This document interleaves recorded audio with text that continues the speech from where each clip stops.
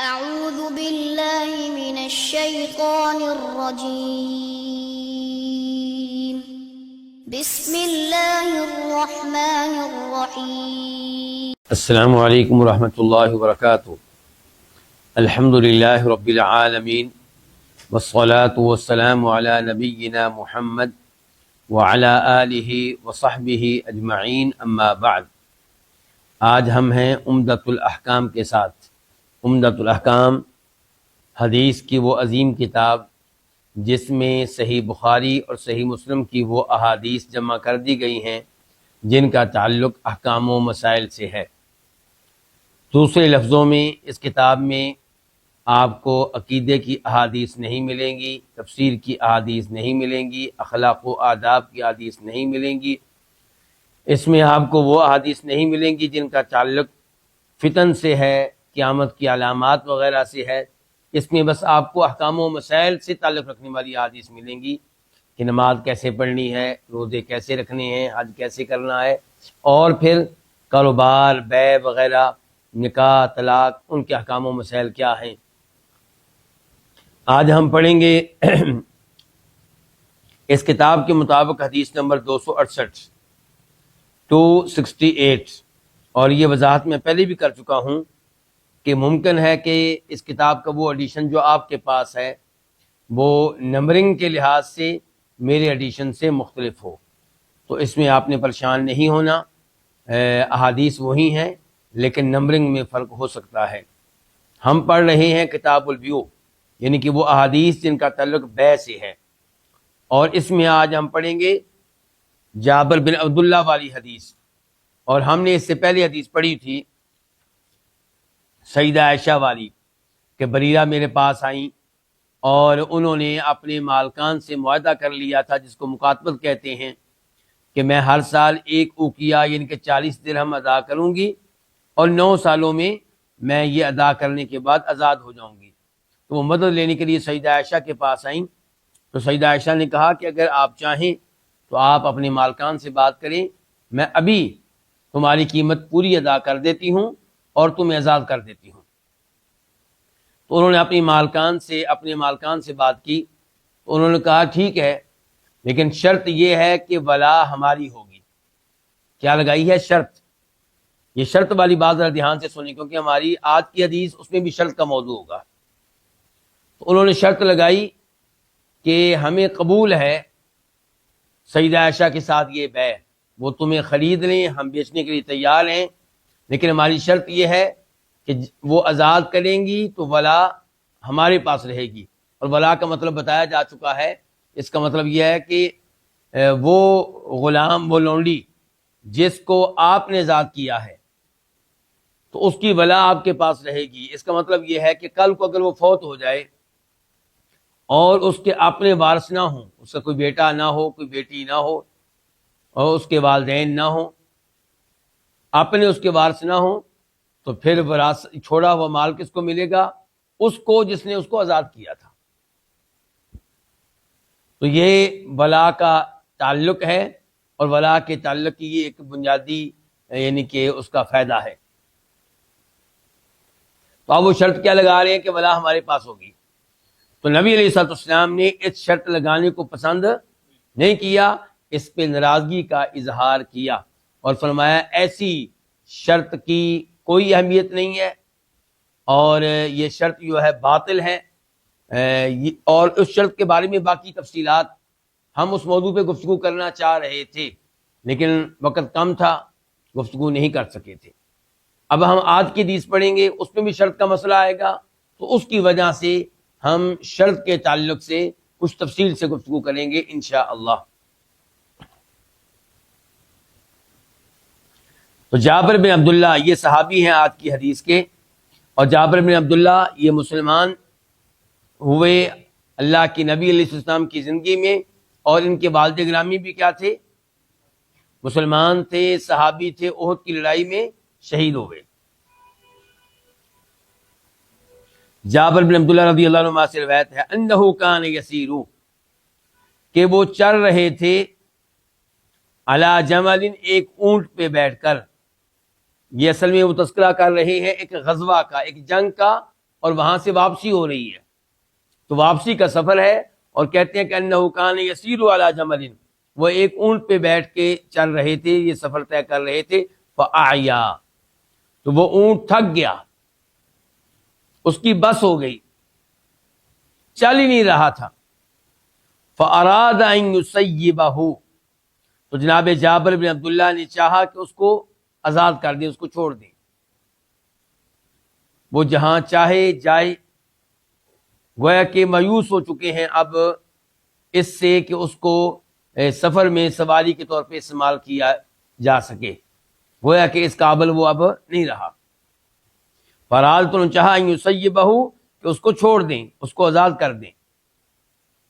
قال، جابر کہتے ہیں رضی اللہ تعالیٰ عنہ، فلحقنی النبی صلی اللہ علیہ وسلم، تو مجھ سے آ کر ملے نبی علیہ الصلوۃ والسلام، یعنی کہ آپ پیچھے تھے اور مجھ سے آ کر مل گئے۔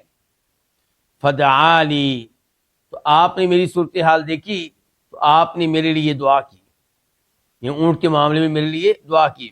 وضربہ، اور اونٹ کو ایک ضرب بھی لگائی، آپ کے ہاتھ میں کچھ چھڑی وغیرہ تھی، اس کے ساتھ اس کو کیا لگائی؟ ضرب لگائی۔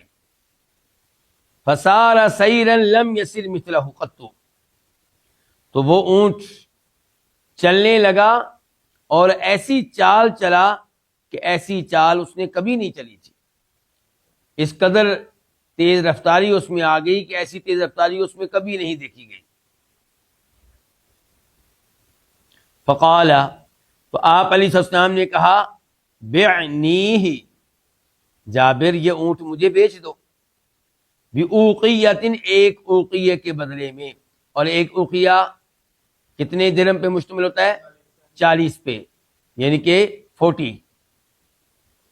قلت لا، میں نے کہا نہیں اللہ کے نبی علیہ السلام، میں بیچنا نہیں چاہتا۔ ثم قال، آپ نے پھر کہا، بعنیہ، مجھے بیچ دو۔ فبعتہ بأوقیہ، چنانچہ میں نے وہ اونٹ آپ کو ایک اوقیہ کے بدلے بیچ دیا۔ واستثنیت حملانہ الی اہلی، اور میں نے استثناء کر لیا اس کی سواری کا الی اہلہ، میرے گھر والوں تک پہنچنے تک، یہ ہے شرط۔ وہ ہے کہ بیع ہو گئی ہے، لیکن بیع فوری طور پہ نافذ نہیں ہوگی، میری شرط یہ ہے کہ مدینہ تک اس کے اوپر میں ہی سوار رہوں گا۔ بیع ہو چکی ہے، اور بیع کا مطلب ہوتا ہے فوری طور پہ آپ اب سواری سے الگ ہو جائیں، اب آپ اس کے مالک نہیں رہے، کیونکہ ڈن ہو چکا نا۔ لیکن میں نے شرط رکھ لی، میں نے استثناء کر لیا، حملانہ، اس کی سواری کا، الی اہلہ، میرے گھر والوں تک، میرے اہل و عیال تک پہنچنے تک۔ فلما بلغت، تو جب میں پہنچ گیا، یعنی کہ اپنے گھر آ گیا، تو اتیتہ بالجمل، تو میں آپ کے پاس جمل لے کر آیا، اونٹ لے کر آیا۔ فنقدنی ثمنہ، تو آپ نے مجھے اس کی قیمت نقد دے دی، ادھار نہیں کیا، تنخواہ نہیں کہ 2 دن کے بعد آنا، مہینے کے بعد آنا، آپ نے فوراً مجھے اس کی قیمت دے دی۔ بلکہ ایک روایت میں آتا ہے کہ اضافی رقم بھی دی، جتنی رقم طے ہوئی تھی اس سے زیادہ دی۔ ثم رجعت، پھر میں واپس پلٹا، یعنی کہ اپنے گھر جانے لگا قیمت لے کر۔ فارسل فی اثری یا اثری، دونوں طرح پڑھ سکتے ہیں۔ تو آپ علیہ السلام نے میرے پیچھے پیغام بھیجا۔ فقال، تو آپ نے کہا، یعنی کہ پیغام بھیجا اور میں واپس آیا، تو آپ نے کہا، اترانی ما کستک لیاخذ جملک، کیا تم یہ خیال کرتے ہو کہ میں نے تمہارے ساتھ اس اونٹ کی قیمت لگائی اس لیے تاکہ میں تمہارا اونٹ لوں، یعنی کہ مجھے تمہارے اونٹ میں کوئی غرض تھی، میں اس کا مالک بننا چاہ رہا تھا؟ نہیں، خود جملہ کا، اپنا اونٹ لے جاؤ، ودراہمہ کا، اور یہ قیمت، یہ درہم بھی لے جاؤ، فہو لکا، یہ سب تمہارا ہے۔ گویا کہ آپ علیہ السلام نے جابر کی مدد کرنا چاہیے ہے، یہ غریب آدمی کی مدد کا ایک طریقہ ہے۔ جناب جابر، آپ جانتے ہوں گے کہ جب ان کے والد فوت ہوئے تو بہت سا قرضہ چھوڑ کر گئے تھے، تو جناب جابر کے ذمے کافی قرضہ تھا، اور گھر میں تقریباً 7 کے قریب بہنیں بھی تھیں، ان کی تربیت کرنی ہے، ان کے اوپر خرچ کرنا ہے، ان کی شادیاں کرنی ہیں، تو کافی بھاری ذمہ داریاں عائد ہوتی تھیں جناب جابر پہ۔ تو نبی علیہ السلام نے ان کی مدد کی اس موقع پہ بھی، اور قرض کی ادائیگی کے معاملے میں بھی آپ نے ان کی مدد کی تھی۔ اس حدیث کو روایت کیا امام بخاری رحمہ اللہ نے، نمبر ہے 2718 2718۔ اور ذرا غور کیجیے گا امام بخاری نے اس حدیث کے اوپر عنوان کیا قائم کیا ہے، باب کیا قائم کیا ہے، مسئلہ کیا اخذ کیا ہے اس سے۔ کہتے ہیں باب ہے اس بارے میں کہ اذا اشترط البائع ظهر الدابة الى مكان مسمى جاز، کہ جب کوئی چیز بیچنے والا، کوئی جانور بیچنے والا، کوئی سواری بیچنے والا شرط لگائے کہ میں اس سواری پہ سوار رہوں گا، سواری کرتا رہوں گا فلاں جگہ پہنچنے تک، تو جازا، یہ درست ہے، جائز ہے۔ ایسی شرط لگانا کیا ہے؟ جائز ہے۔ پچھلی شرط کے بارے میں ہمیں کیا پتا چلا تھا کہ وہ جائز نہیں ہے، وہاں ناراض ہو گئے، اور اس شرط کے بارے میں کیا پتا چلا کہ یہ شرط لگانا کیا ہے؟ جائز ہے۔ اس حدیث کو امام مسلم نے بھی روایت کیا ہے، نمبر ہے 715 715۔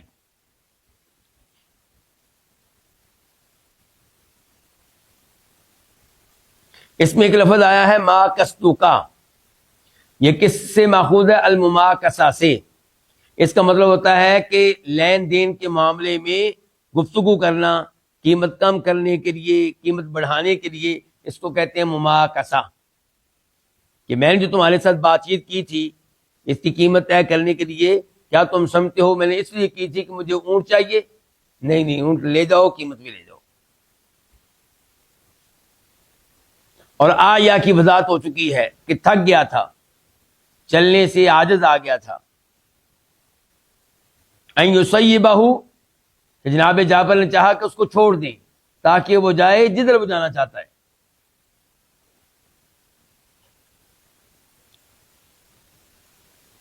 اس حدیث سے کیا کیا مسائل معلوم ہوئے؟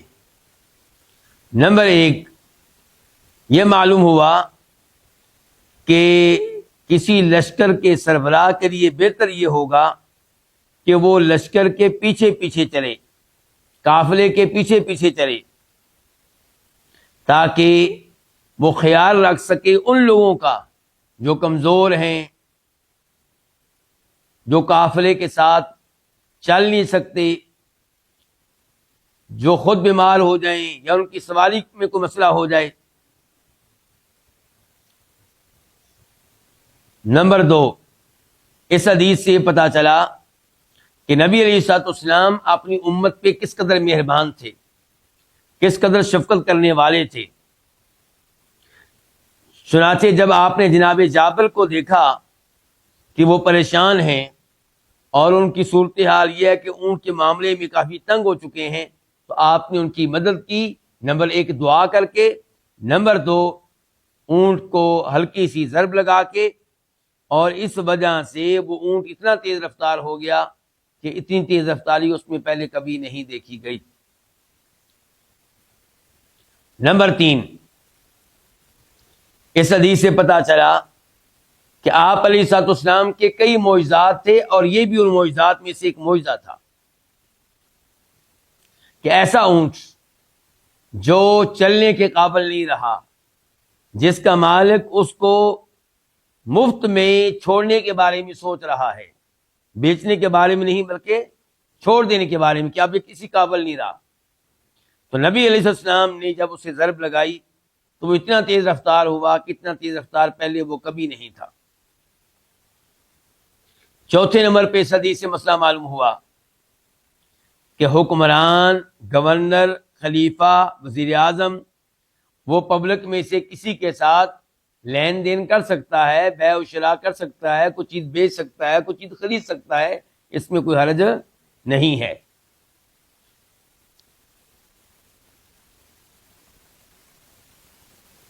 پانچویں نمبر پہ اس حدیث سے یہ مسئلہ معلوم ہوا کہ اس قسم کی صورتحال میں حکمران کے ساتھ بیع کرنے سے معذرت کر لینا یہ کوئی گناہ نہیں ہے، اور یہ نہیں کہا جائے گا کہ بیع سے انکار کرنے والے نے حکمران کی بات نہیں مانی، اس کی اطاعت نہیں کی، کیونکہ جناب جعفر دیکھ رہے تھے کہ یہ آپ کا مطالبہ کہ میرے ساتھ بیع کر لو، یہ بطور نبی نہیں تھا، یہ شریعت کے طور پہ نہیں تھا، یہ وجوب کے طور پہ نہیں تھا، یہ تو ایک پیشکش تھی کہ آپ کیا میرے ساتھ یہ بیع کرنا چاہیں گے، اور اگر کریں گے تو میں آپ کو اتنی قیمت دوں گا۔ جناب جعفر نے معذرت کی، آپ نے پھر پیشکش کی، تو اس پیشکش کو قبول کرنا ضروری نہیں تھا، فرض نہیں تھا، اسی لیے جناب جعفر نے معذرت کی، اور نبی علیہ السلام نے اس معذرت کرنے پہ جناب جعفر کو برا بھلا نہیں کہا، ان کے عمل کو غلط قرار نہیں دیا۔ اور ایسی ہی صورتحال ہوئی سیدہ بریرہ کے ساتھ۔ زمل بھائی ہمارے ساتھ ہیں نا؟ ایسی صورتحال ہوئی کس کے ساتھ؟ سیدہ بریرہ کے ساتھ۔ وہ کیسے کہ سیدہ بریرہ ان کو جب سیدہ عائشہ نے آزاد کر دیا رضی اللہ تعالی عنہا، تو آزادی سے پہلے ان کی شادی ہو چکی تھی، کس کے ساتھ؟ مغیث کے ساتھ۔ مغیث غلام ہے اور سیدہ بریرہ لونڈی ہے، غلام لونڈی کی آپس میں شادی تھی، اور ان کی گاڑی آپس میں چل رہی تھی، زندگی گزر رہی تھی۔ جب سیدہ بریرہ ہو گئی آزاد، ان کا ہاتھ ہو گیا اوپر، اسلامی شریعت کے لحاظ سے اب ان کو حق حاصل ہے کہ وہ اب نیا فیصلہ لیں، آزاد ہونے کے فوراً بعد یہ فیصلہ لینا ہے، یہ نہیں کہ 5 سال کے بعد، ابھی فیصلہ لیں کہ اب مغیث کے ساتھ بطور بیوی زندگی گزارنی ہے یا علیحدگی اختیار کرنی ہے۔ سیدہ بریرہ نے علیحدگی کا اعلان کر دیا۔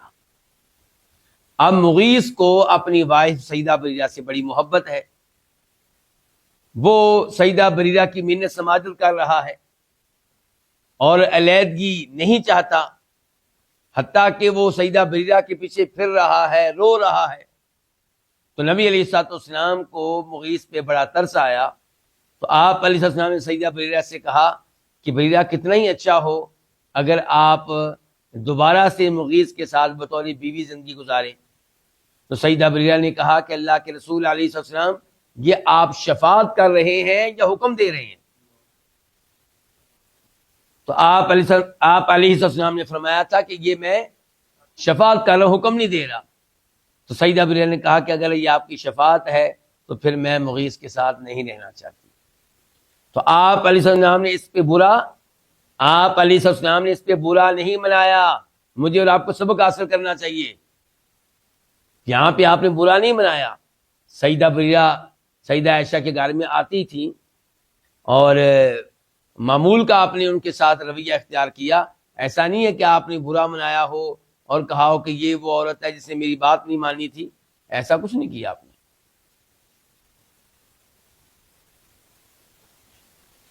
تو صحابہ کرام قرائن سے جان لیتے تھے کہ کون سی بات آپ کی شریعت کے طور پہ ہے، بطور نبی ہے، بطور رسول ہے، اور کون سی بات شریعت کے طور پہ نہیں ہے۔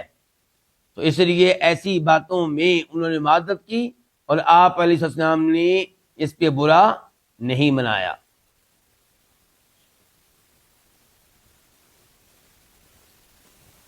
حافظ ابن حجر رحمہ اللہ نے اس حدیث سے یہ مسئلہ اخذ کیا ہے کہ اس حدیث سے پتہ چلا کہ انسان کے لیے جائز ہے کہ کسی چیز کو اپنی ملکیت سے نکال دے، اس کو بیچ دے، لیکن اس کا کوئی فائدہ جو متعین ہو، اس کو متعین کرنا ہے، وہ ایک مقررہ مدت تک اپنے پاس رکھ سکتا ہے۔ چیز بیچ دی ہے، لیکن کہتا ہے اس چیز کا یہ والا فائدہ 1 مہینے تک، 1 ہفتے تک، 5 دن تک، 2 دن تک میں لیتا رہوں گا، یہ فائدہ میرے پاس رہے گا۔ تو اس میں انشاءاللہ کوئی حرج نہیں ہے، جبکہ ہر چیز طے ہو رہی ہے، یہ بھی طے ہو رہا ہے کہ فائدہ کون سا، اور یہ بھی طے ہو رہا ہے کہ فائدہ کتنے عرصے تک۔ معاملات واضح ہیں.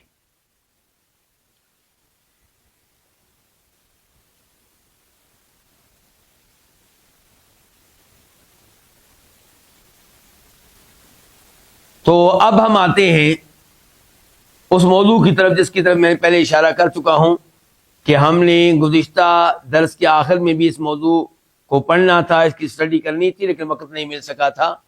اور اب آج ہم اس موضوع کی طرف آتے ہیں. وہ کیا کہ کیا بیع میں کوئی شرط لگانا جائز ہے؟ بلکہ کسی بھی عقد میں، کسی بھی معاہدے میں شرط لگانا جائز ہے.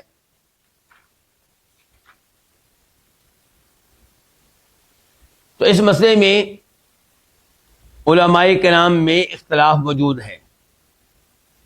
مثال کے طور پہ ایک قول یہ ہے کہ جب آپ کسی فریق کے ساتھ کوئی معاہدہ کر رہے ہیں، کوئی عقد کر رہے ہیں، کوئی چیز خرید رہے ہیں، بیچ رہے ہیں، تو اس میں شرط لگانا جائز نہیں ہے، سوائے اس شرط کے جس کی اجازت قرآن و حدیث سے ملے. صرف وہ شرط لگا سکتے ہیں، اس کے علاوہ کوئی نہیں. کیونکہ نبی علیہ السلام نے بریرہ والی حدیث میں کیا کہا تھا؟ کل شرط لیس فی کتاب اللہ فہو باطل. ہر وہ شرط جس کا تذکرہ اللہ کی کتاب میں نہیں آیا تو وہ باطل ہے، وہ ناجائز ہے، وہ ناقابل قبول ہے.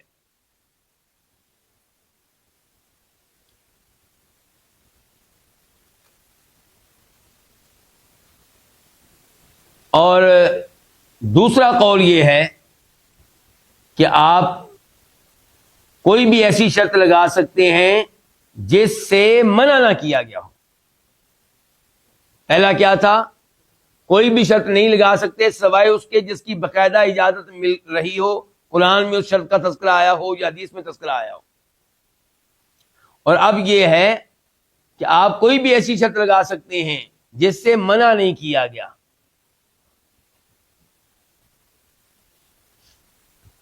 اور یہ جو دوسرا موقف ہے یہ حنابلہ کا موقف ہے. شیخ الاسلام ابن تیمیہ رحمہ اللہ نے اس کو اختیار کیا ہے اور اس کی تائید کی ہے اور اس کو راجح قرار دیا ہے، اور یہی انشاءاللہ راجح ہے اس مسئلے میں. تو اب راجح کیا ہوا کہ بیع میں کوئی شرط لگائی جا سکتی ہے، جیسا کہ جناب جابر نے شرط لگائی اور اللہ کے نبی علیہ السلام نے اس شرط کو قبول کیا. اور اس کے دیگر دلائل میں سے کون سے دلائل ہیں کہ شرط لگائی جا سکتی ہے؟ ایک دلیل یہ ہے کہ شرط لگانا یہ کوئی عبادت نہیں ہے، بلکہ یہ ایک معاملہ ہے، ایک ڈیلنگ ہے، ایک عادت ہے. اور عادات کے بارے میں، معاملات کے بارے میں اصول کیا ہے؟ ہر معاملہ جائز ہے سوائے اس معاملے کے جس سے شریعت میں منع کیا گیا ہو.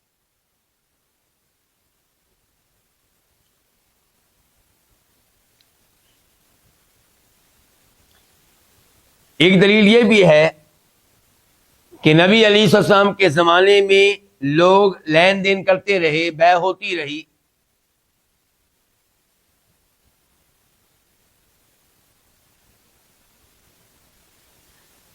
تو صحابہ کرام بیع بھی کرتے تھے، شرطیں بھی لگاتے تھے، اور پھر نبی علیہ السلام سے نہیں پوچھتے تھے کہ کیا یہ شرط لگائیں یا نہ لگائیں. تو اس سے پتہ چلا کہ شرط لگانا جائز ہے، اس میں کوئی حرج نہیں ہے.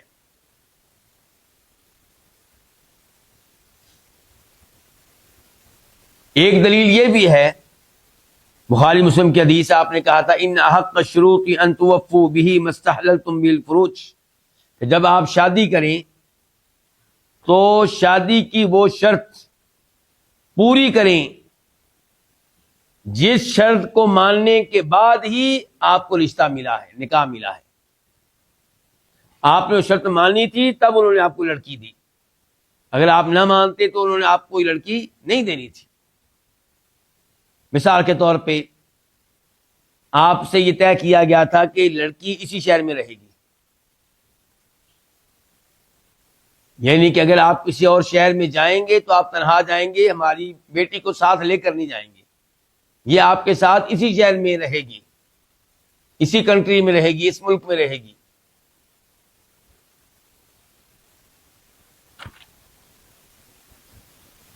تو اب یہاں پہ آپ نے کہا کیا کہا اللہ کے نبی علیہ السلام نے کہ وہ شرط زیادہ حقدار ہے کہ اس کو پورا کیا جائے جو شرط آپ نے نکاح کے موقع پہ قبول کی تھی. تو آپ نے یہ نہیں کہا کہ وہ شرط قرآن میں آئی ہو یا حدیث میں آئی ہو، بلکہ کہہ رہے ہیں کوئی بھی شرط ہو. حدیث کا مفہوم یہ ہے. ایک حدیث یہ بھی دلیل ہے، اور یہ ابو داؤد شریف میں آئی ہے، ترمذی میں آئی ہے، کہ المسلمون علی شروطہم. آپ علیہ السلام فرما رہے ہیں کہ مسلمان اپنی شرائط پہ قائم رہتے ہیں. یہ نہیں کہا کہ مسلمان اپنی ان شرائط پہ قائم رہتے ہیں جن کا تذکرہ قرآن میں آیا ہو یا حدیث میں آیا ہو، ایسا نہیں کہا. البتہ یہ کہا تھا سوائے اس شرط کے جو حرام کو حلال کر دے یا حرام کو حلال کر دے، جن کے شریعت کے خلاف ہو. تو اب راجے بھی آپ کو بتا دیا گیا، دلیل بھی بتا دیے گئے. تو کیا راجے ہے کہ بیع میں کوئی بھی شرط لگائی جا سکتی ہے جب تک کہ قرآن و حدیث میں اس شرط کی ممانعت نہ آئی ہو، قرآن و حدیث کے خلاف نہ ہو وہ. اور اس کے دلیل بھی آپ کو کافی سارے دے دیے گئے ہیں. اب یہاں پہ ایک اعتراض ہو سکتا ہے کہ سیدہ بریرہ والی حدیث میں یہ آیا تھا کہ کل شرط لیس فی کتاب اللہ فہو باطل. ہر وہ شرط جو اللہ کی کتاب میں نہیں ہے تو وہ باطل ہے. اس کا مطلب یہ ہے کہ صرف وہی شرط لگا سکتے ہیں جس کی اجازت قرآن و حدیث میں آئی ہے. جبکہ ہم نے راجے کس کو قرار دیا ہے کہ کوئی بھی آپ شرط لگا سکتے ہیں سوائے اس شرط کے جس سے منع کیا گیا ہے.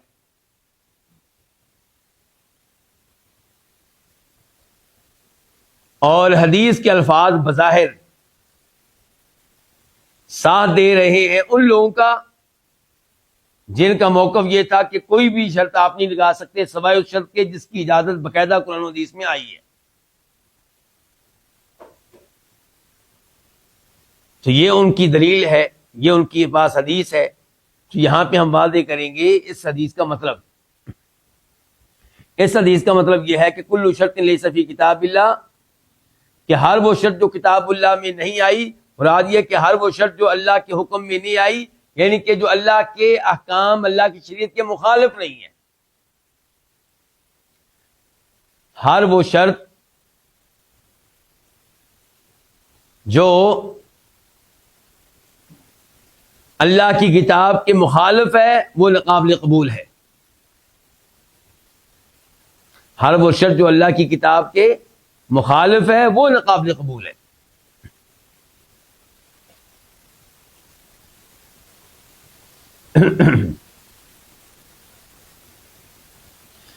کیونکہ یہ حدیث اصل میں سیدہ بریرہ والی حدیث کا حصہ ہے کہ ان کے مالکان نے کہا تھا کہ بلا ہماری ہو تو پھر ہم سیدہ عائشہ کو اس کے ساتھ بیع کرنے کے لیے تیار ہیں.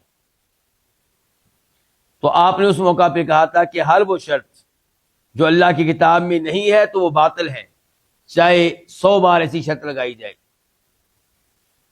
تو اس کا معنی یہی ہے کہ ہر وہ شرط جو اللہ کے حکم کے مخالف ہو تو وہ باطل ہے.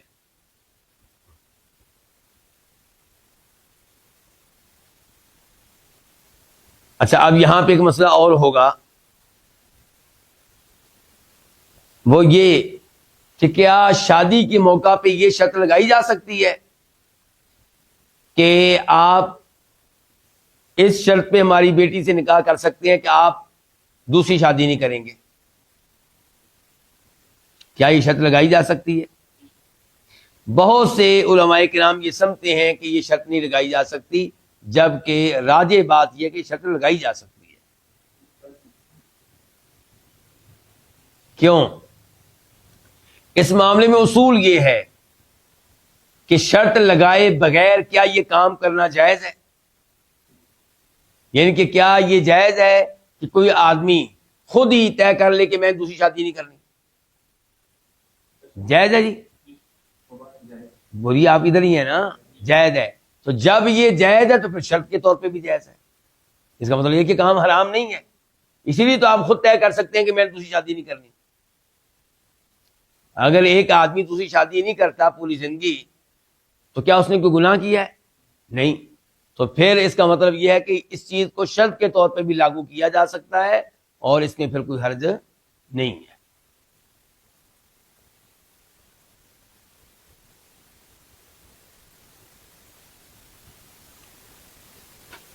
یہاں پہ یہ بھی بات ذہن میں رہے کہ یہ بھی دیکھنا ہوگا کہ یہ شرط کب لگائی گئی. آپ کا نکاح ہو گیا، نکاح کے ایک ہفتہ کے بعد آپ سے کہا جاتا ہے جی ہماری شرط یہ ہے کہ آپ اس بچی کو کسی اور شہر میں نہیں لے جا سکتے.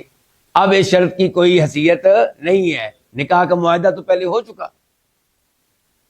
اب وہ لڑکا ماننا چاہے تو اس کی مرضی، لیکن نہ مانے تو اس کے اوپر یہ شرط یعنی کہ اس کے اوپر لاگو نہیں کی جا سکتی. اگر یہ شرط معاہدہ کے موقع پہ لگائی جائے، بیع میں کوئی شرط لگائی جائے، نکاح کے موقع پہ لگائی جائے، جب ہو رہا ہے طے رشتہ اس موقع پہ، تو پھر اس کی حیثیت ہے، پھر اس کو مانا جائے گا. شادی کے علاوہ آپ گاڑی کی طرف آ جائیں. گاڑی کی بیع ہو گئی اور ایک ہفتے کے بعد کہتا ہے جی یہ گاڑی اس شرط پہ آپ کے پاس رہے گی کہ میں ایک ہفتہ اس کو اپنے پاس رکھوں گا. تو اب اس کی مرضی ہے، کس کی؟ جو اب نیا مالک ہے، جس نے اب خریدی ہے، کہ وہ اس بات کو ماننے نہ ماننے. اسے مجبور نہیں کیا جا سکتا اس بات کے ماننے پہ. اچھا، اب ہم آتے ہیں صرف کہ شرط باطل کب ہوتی ہے. اب کیا شرط باطل کب ہوتی ہے؟ نمبر ایک، شرط باطل ہوگی وہ شرط جو بیع کے مقاصد کے خلاف ہو. بیع کے مقاصد کے خلاف ہو، یعنی کہ اس شرط کو اگر مان لیا جائے تو یوں ہوگا گویا کہ آپ نے بیع کی ہی نہیں ہے. مثال کے طور پہ میں آپ میں سے کسی کو اپنا گھر بھیجتا ہوں اس شرط پہ کہ آپ اس کو آگے نہیں بھیج سکتے، اس شرط پہ کہ آپ کسی کو بطور گفٹ نہیں دے سکتے، اس شرط پہ کہ آپ اس کو رینٹ پہ نہیں دے سکتے. بھائی جب میں نے مکان بیچ دیا تو آپ مالک ہیں، اور مالک آزاد ہے، وہ چاہے آگے بیچے، چاہے اس کو ہبہ کر دے، چاہے اس کو رینٹ پہ دے. آپ کون ہوتے ہیں یہ شرطیں لگانے والے؟ تو آپ کی شرطیں ایسی ہیں گویا کہ آپ نے چیز بیچی نہیں ہے، بیع ہوئی نہیں ہے. تو یہ جو شرائط ہیں یہ بیع کے مقاصد کے خلاف ہیں، تو یہ وہ شرائط ہیں جو باطل ہیں. یا کوئی کہتا ہے کہ میں آپ سے اب بیع سے ہٹ کے دوسرے معاہدوں کی طرف آ جائیں، نکاح کا معاہدے کی طرف آ جائیں، کہ میں آپ سے اپنی بیٹی کا رشتہ کرتا ہوں اس شرط پہ کہ آپ اس کو مہینے کے بعد طلاق دے دیں گے. تو یہ نکاح کے مقاصد کے خلاف ہے، کیونکہ نکاح کا مقصد کیا ہے؟ ہمیشہ اس عورت کے ساتھ رہنا. یا وہ کہتا ہے کہ میں آپ سے اپنی بیٹی کی شادی کر رہا ہوں اس شرط پہ کہ آپ اس سے اولاد نہیں لیں گے. تو یہ بھی نکاح کے مقاصد کے خلاف ہے. تو اب پہلی حالت کیا معلوم ہوئی شرط کے باطل ہونے کی؟ کہ جب کہ شرط ایسی ہو جو اس معاہدے کے مقاصد کے خلاف ہو. یاد رہے گا یہ. دوسرے نمبر پہ کہ شرط ایسی ہو جو شریعت کے مقاصد کے خلاف ہو. ایسا کب ہوگا؟ جب وہ اس شرط کو مان لینے سے کسی فرد کو چھوڑنا پڑے، کسی شرعی فرد کو چھوڑنا پڑے، یا کسی حرام کام کا ارتکاب کرنا پڑے. اس کا مطلب یہ ہے کہ یہ شرط جو ہے شریعت کے مقاصد کے خلاف ہے. مثال کے طور پہ میں آپ کے ساتھ بیع کرتا ہوں، کہتا ہوں کہ میں یہ دکان آپ کو بیچ رہا ہوں اس شرط پہ کہ آپ یہاں پہ میوزک کے موسیقی کے آلات رکھیں گے یا شراب بیچیں گے اس میں، ٹھیک ہے، یہ آپ جو مثال دے رہے ہیں ٹھیک ہے. تو اب یہ جو ہے شرط میں لگا رہا ہوں یا وہ لگا رہا ہے، کون؟ خریدنے والا، ٹھیک ہے، وہ لگاتا ہے. ایسے آپ رینٹ والا کر لیں، رینٹ پہ لینے والا شرط لگاتا ہے. وہ کہتا ہے جی میں یہ شاپ آپ سے رینٹ پہ لے رہا ہوں، کرایہ ادا کروں گا، لیکن میری شرط یہ ہے کہ میں نے شراب بیچنی ہے اس میں. تو اب یہ شرط جو ہے شریعت کے مقاصد کے خلاف ہے، اس کی وجہ سے حرام کا ارتکاب کرنا پڑے گا، تو ایسی شرط کو نہیں مانا جائے گا.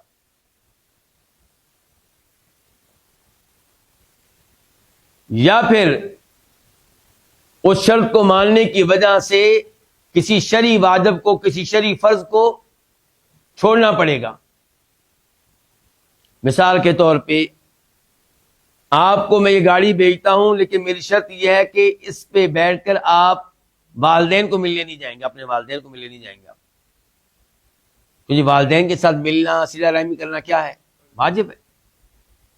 اور یہاں پہ شرط لگائی جا رہی ہے کہ آپ یہ گاڑی مجھ سے خرید رہے ہیں، میں بیسیکلی تیار ہوں، لیکن چونکہ میری آپ کے والدین کے ساتھ نہیں بنتی تھی، تو اس لیے میری شرط یہ ہے کہ آپ میری گاڑی پہ بیٹھ کے اپنے والدین کو ملنے نہیں جائیں گے. تو یہ شریعت کے مقاصد کے خلاف ہے، تو ایسی شرط کا کوئی اعتبار نہیں ہوگا. یا پھر ایسی شرط ہو جو کسی نص کے خلاف ہو، قرآن کے خلاف، حدیث کے خلاف. اور اس کی مثال یہ ہے کہ غلام آپ کو بیچ رہا ہوں، لونڈی آپ کو بیچ رہا ہوں، لیکن شرط میری یہ ہے کہ جب آپ اس کو آزاد کریں گے اس کی ولا میرے پاس رہے گی.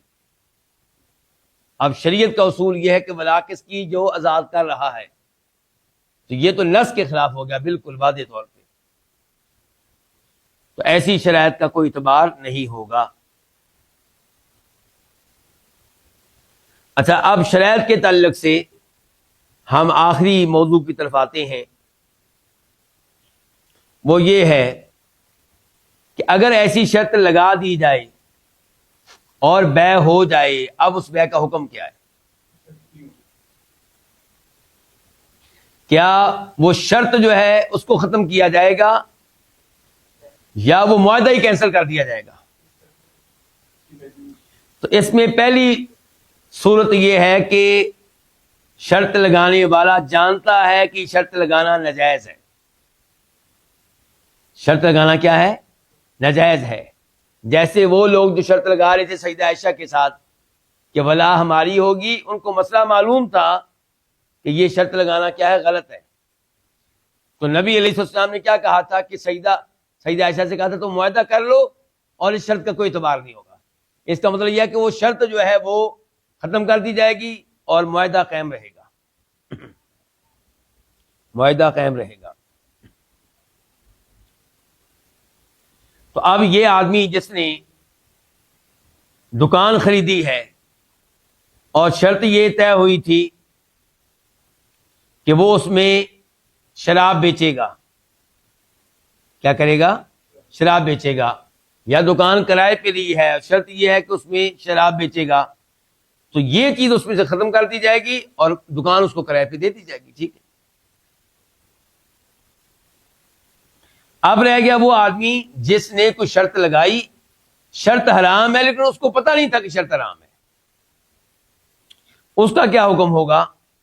تو اس کے بارے میں اگرچہ اختلاف ہے، راجح یہی ہے کہ وہاں پہ بھی شرط کو ختم کیا جائے گا اور وہ معاہدہ قائم رہے گا. وہ معاہدہ قائم رہے گا.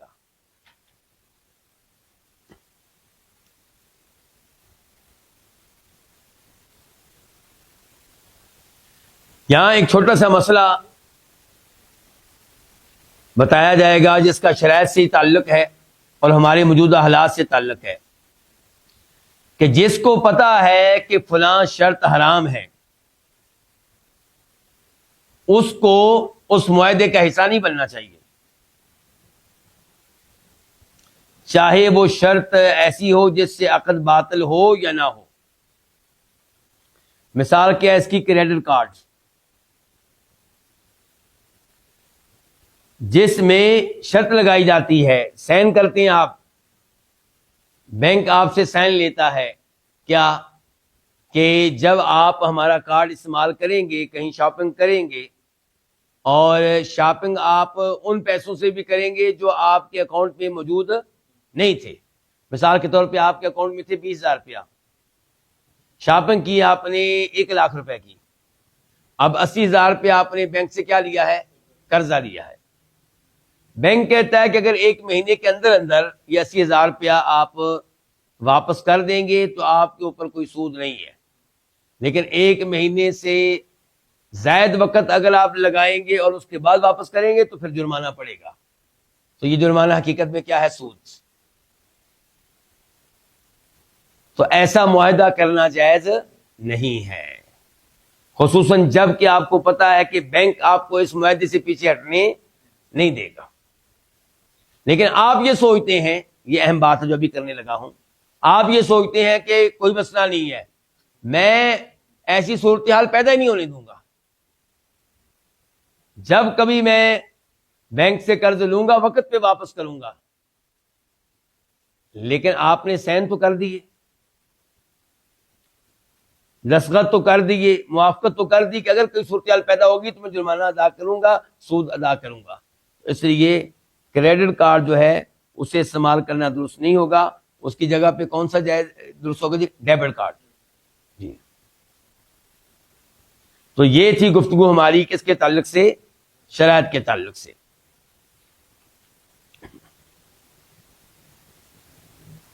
تو ہم نے تو یہ کہا کہ شرط لگانا، اچھا ہم نے کیا کہا تھا؟ شرط لگانا کیا ہے؟ ویسے عمومی طور پہ شرط لگانا کیا ہے؟ جائز ہے. اور میں نے یہ بھی کہا تھا کہ یہ موقف کن کا ہے؟ حنابلہ کا ہے. اور اس کو اختیار کیا کس نے؟ امام ابن تیمیہ رحمہ اللہ نے، اور بھی کئی علماء کرام نے، امام القیم رحمہ اللہ نے مثال کے طور پہ. اب ہم دیکھتے ہیں کہ وہ علماء کرام جو کہتے ہیں کہ ایسا جائز نہیں ہے، ان کے دلائل کیا ہے. لیکن میرے خیال میں آپ تنگ آ جائیں گے، میں ان کے دلائل چھوڑ رہا ہوں. جی میں تھوڑی سی لمبی گفتگو تھی، مفید تھی، لیکن چونکہ اس موضوع پہ گفتگو کافی ہو چکی ہے اور شاید آپ کا ذہن منتشر ہو جائے. اب ہم آتے ہیں حدیث نمبر پھر 269 کی طرف، اگلی حدیث کی طرف، 269. اس حدیث کے راوی ہیں ابو ہریرہ رضی اللہ تعالیٰ عنہ، امیر المؤمنین فی الحدیث، جو نبی علیہ الصلوۃ والسلام کے پاس آئے تھے آپ کی آخری زندگی میں. تقریباً ان کا عرصہ آپ کے ساتھ بنتا ہے 3 سال کا. تقریباً کتنا؟ 3 سال کا، کم و بیش 3 سال کا. لیکن احادیث روایت کرنے میں سب سے آگے نکل گئے، کیونکہ آپ علیہ السلام کی احادیث سے محبت تھی، آپ کی احادیث کو جمع کرنے کا شوق تھا، اور اس شوق کے لیے انہوں نے بڑی قربانیاں دی ہیں. اگر آج آپ بھی درس میں بیٹھے ہیں اپنا کوئی ضروری کام چھوڑ کر، تو آپ جناب ابو ہریرہ کو اپنے سامنے رکھیں. علم لینے کی خاطر وہ کاروبار نہیں کرتے تھے، علم لینے کی خاطر منڈی میں شاپنگ کے لیے، بیع کے لیے، لین دین کے لیے نہیں جاتے تھے. اور خود نبی علیہ السلام نے گواہی دی تھی کہ جناب ابو ہریرہ کو حدیث لینے کا بہت شوق ہے، بڑی ان میں حرص پائی جاتی ہے. بھوکیں انہوں نے برداشت کی ہیں اس کام کے لیے، بھوک برداشت کی کئی دفعہ. تو یہ ہے جناب ابو ہریرہ رضی اللہ تعالیٰ عنہ. کہتے ہیں کہ نہا رسول اللہ صلی اللہ علیہ وسلم، نبی علیہ السلام نے منع کیا ہے ان یبیع حاضر لباد، اس بات سے کہ بیع کرے حاضر کوئی شہری، کوئی دیہاتی، کوئی شہری بیع کرے لباد، اس شخص کے لیے جو بادیہ میں رہنے والا ہے، صحرا میں رہنے والا ہے. حاضر سے مراد کون ہوگا؟ شہری، دیہات میں رہنے والا، اور لبادن جو بادیہ میں رہنے والا ہے، صحرا میں رہنے والا ہے. آپ کو معلوم ہوگا، اور اب بھی کئی لوگ ہوں گے، لیکن پرانے زمانے میں خصوصاً ایسا ہوتا تھا کہ کئی لوگ اپنا کہیں پہ گھر نہیں بناتے تھے، وہ کیا کرتے تھے؟ جدھر سبزہ جدھر پانی ادھر ان کی رہائش، اپنے جانور لے کر، اپنی بھینسیں لے کر، اپنے اونٹ لے کر اور اپنا خیمہ لے کر، بیگم بچوں کو لے کر ادھر پہنچ جاتے تھے جدھر گھاس اور سبزہ ہے اور پانی موجود ہے۔ آج یہاں ہے تو وہ مہینہ ادھر ٹھہرے ہوئے ہیں، یہاں یہ سہولت ختم ہو گئی تو اب کسی اور جگہ، پھر کسی اور جگہ۔ تو کہنے کا مطلب یہ ہے کہ صحراؤں میں رہنے والے لوگ، تو نبی علیہ السلام نے منع کیا ہے کہ کوئی شہری بے کرے لبادن، کسی بادیہ والے کے لیے، صحرا میں رہنے والوں کے لیے۔ ولا تناجشوا، اور آپ نے یہ بھی کہا کہ تم دھوکہ دینے کے لیے قیمت نہ بڑھاؤ۔ دھوکہ دینے کے لیے قیمت، مثال کے طور پہ کسی چیز کی بولی لگ رہی ہے، کوئی چیز بولی کی شکل میں بیچی جا رہی ہے، بیچنے والا کہتا ہے ہاں جی میں یہ موبائل بیچ رہا ہوں، کیا قیمت لگائیں گے آپ لوگ؟ ایک کہتا ہے جی میں خریدوں گا 1000 روپے میں، دوسرا کہتا ہے 2000 روپے میں، تیسرا 3000، چوتھا کہتا ہے 4000، پانچواں کہتا ہے 5000، بولیاں لگ رہی ہیں۔ تو بولی والی بیع میں کئی لوگ ایسے ہوتے ہیں جن کا مقصد اس موبائل کو خریدنا نہیں ہوتا، وہ موبائل بیچنے والے مالک کے ساتھ ملے ہوتے ہیں، ان کا مقصد ہوتا ہے اس کی قیمت کو بڑھانا۔ تو اس سے آپ منع کر رہے ہیں ولا تناجشوا، کہ دھوکہ دینے کے لیے کسی چیز کی قیمت کو مت بڑھاؤ۔ ولا یبیع الرجل علی بیع اخیہ، اور کوئی آدمی اپنے بھائی کی بیع پہ بیع نہ کرے۔ اس کا کیا مطلب ہے؟ اپنے بھائی کی بیع پہ بیع نہ کرے۔ مثال کے طور پہ آپ بیچ رہے ہیں اپنی گاڑی اور کسی نے گاڑی آپ سے خرید لی ہے، لیکن اس نے آپ کے ساتھ معاہدہ یہ کیا کہ 3 دن میں استعمال کروں گا، اور اگر میں نے واپس کرنا چاہی تو آپ رکاوٹ نہیں بنیں گے۔ بیع ہو گئی ہے لیکن 3 دن کے اندر اندر میں واپس کر سکتا ہوں، معاہدہ ہو گیا۔ اب کوئی اور آدمی آتا ہے کس کے پاس؟ بیچنے والے کے پاس، کہ آپ نے اس کو یہ گاڑی دی ہے 15 لاکھ میں آپ کو 16 لاکھ روپے دیتا ہوں، آپ مجھے دے دیں۔ بلکہ یہاں پہ یہ کہنا زیادہ واضح ہوگا، اختیار کس کے پاس ہے؟ یہاں خریدنے والے کے پاس۔ اس کے پاس جاتا ہے کوئی آدمی، کہتا ہے یہ گاڑی واپس کرو، میری گاڑی اس سے اچھی ہے، تم نے 15 لاکھ روپے کی لی ہے، میں تمہیں 14 لاکھ روپے میں دے دوں گا۔ ٹھیک ہو گیا؟ کیونکہ یہاں پہ اختیار اس کے پاس ہے نا۔ تو کہنے کا مطلب یہ ہے کہ اس انداز سے بیع کے اوپر بیع کی جا رہی ہے تو یہ کیا ہے؟ یہ منع ہے۔ بلکہ قیمت کے اوپر قیمت لگانا بھی ممنوع ہے، بیع کے اوپر بیع کرنا بھی منع، قیمت کے اوپر قیمت لگانا بھی منع۔ آپ اندازہ لگا سکتے ہیں کہ شریعت نے یہ ساری پابندیاں اس لیے عائد کی ہیں تاکہ مسلمانوں کی آپس میں محبت قائم رہے، لڑائی جھگڑے سے بچ جائیں، ایک دوسرے کو قتل کرنے سے بچ جائیں اور ایک دوسرے سے نفرت کرنے سے بچ جائیں، کیونکہ یہی وہ امور ہیں جن کی وجہ سے بعد میں اختلافات پیدا ہوتے ہیں۔ ولا یخطب علی خطبۃ اخیہ، اور اپنے بھائی کے پیغام نکاح پہ پیغام نکاح نہ بھیجے۔ ایک آدمی نے کسی گھر میں نکاح کے لیے پیغام بھیج رکھا ہے اور ان کی آپس میں بات چیت چل رہی ہے، کچھ نہ کچھ رغبت بھی محسوس ہو رہی ہے، اوپر سے ایک اور لڑکا پیغام نکاح لے کر پہنچ جائے تو یہ جائز نہیں ہے۔ پھر فرمایا آپ نے وَلَا تَسْأَلِ الْمَرْأَةُ طَلَاقَ أُخْتِهَا لِتُخْفِيَ مَا فِي إِنَائِهَا، اور کوئی عورت اپنی بہن کی طلاق کا مطالبہ نہ کرے، سوال نہ کرے، تاکہ وہ الٹ دے اس چیز کو جو اس بہن کے برتن میں ہے۔ بہن سے مراد یہاں کون سی بہن ہے؟ مسلمان بہن۔ سوکن، یعنی کہ شور سے مطالبہ کرنا کہ یہ اس کو آپ طلاق دیں، اس لڑکی کو، یعنی کہ یہ جو آپ کی پہلی بیوی ہے یا دوسری بیوی ہے اس کو طلاق دیں۔ کیوں مطالبہ کر رہی ہے؟ تاکہ الٹ دے اس کو جو اس کے برتن میں ہے۔ کیا مطلب جو اس کے برتن میں ہے؟ یعنی کہ اس کو خاوند ملا ہوا ہے، اور خاوند ملنے کی وجہ سے اس کو رہائش ملی ہوئی ہے، خاوند ملنے کی وجہ سے اس کو کھانا مل رہا ہے، اس کو لباس مل رہا ہے، اس کو سہولتیں مل رہی ہیں، اس کو حقوق مل رہے ہیں، تو گویا کہ اس کو ایک برتن ملا ہوا ہے جس میں کئی چیزیں ہیں، تو یہ اس برتن کو نہ الٹائے۔ اس حدیث کو روایت کے امام بخاری رحمہ اللہ نے، نمبر ہے 2140 2140۔ اب دیکھیے امام بخاری رحمہ اللہ نے اس کے اوپر باب کیا قائم کیا ہے، مسئلہ اسے کیا اخذ کیا ہے۔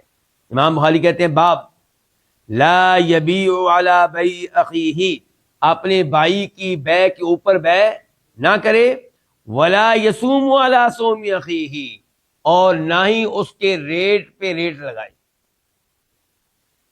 حتی یأذن لہ، حتیٰ کہ وہ اس کو اجازت دے دے، اور یترک، یا چھوڑ دے۔ کیا مطلب؟ یعنی کہ آپ بیع کے اوپر بیع کرنے لگے ہیں، اس بھائی سے اجازت لے لیں کہ جس کو آپ نے گاڑی بیچی ہے اور 3 دن کا اختیار دیا ہے، کیا میں اس کو اپنی گاڑی کی پیشکش کر سکتا ہوں؟ اگر وہ اجازت دے دے تو ٹھیک ہے، یا وہ بیع سے پیچھے ہٹ جائے پھر بھی ٹھیک ہے، ورنہ اس کی اجازت نہیں ہے۔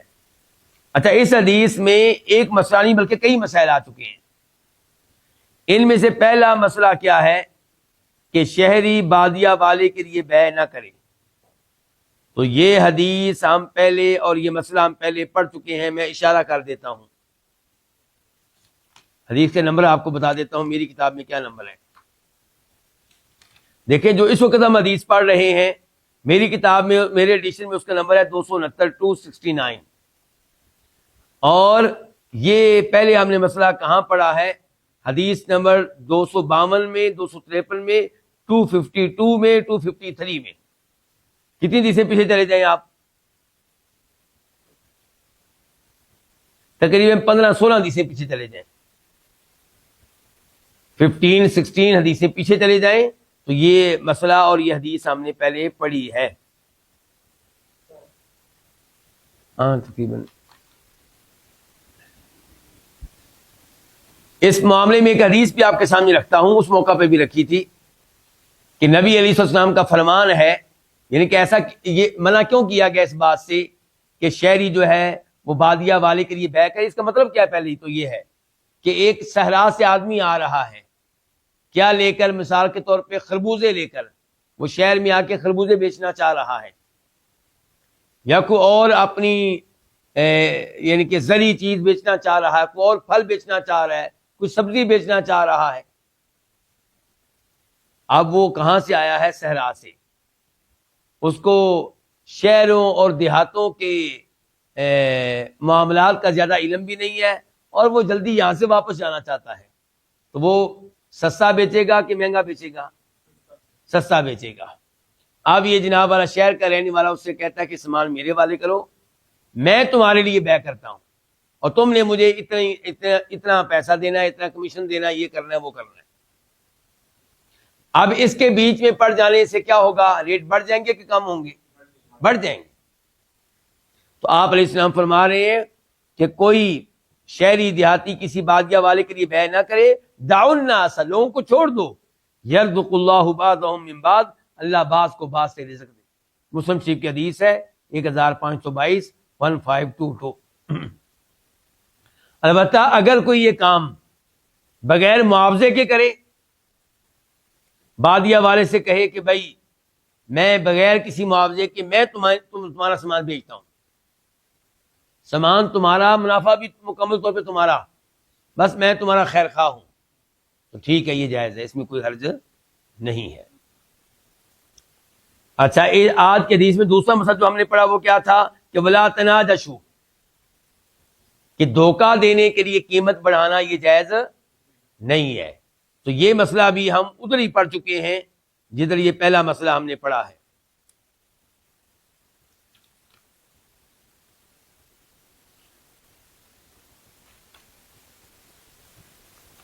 تیسرے نمبر پہ ہم نے آج مسئلہ پڑھا ہے کہ کوئی آدمی کسی کی بیع کے اوپر بیع نہ کرے، تو یہ مسئلہ بھی ہم انہی حدیث میں پڑھ چکے ہیں اور تفسیر کے ساتھ پڑھ چکے ہیں۔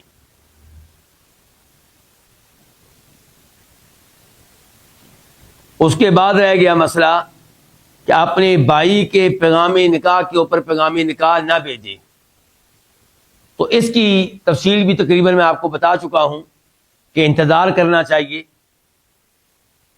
ان کی آپس میں بات چیت ختم ہو جائے،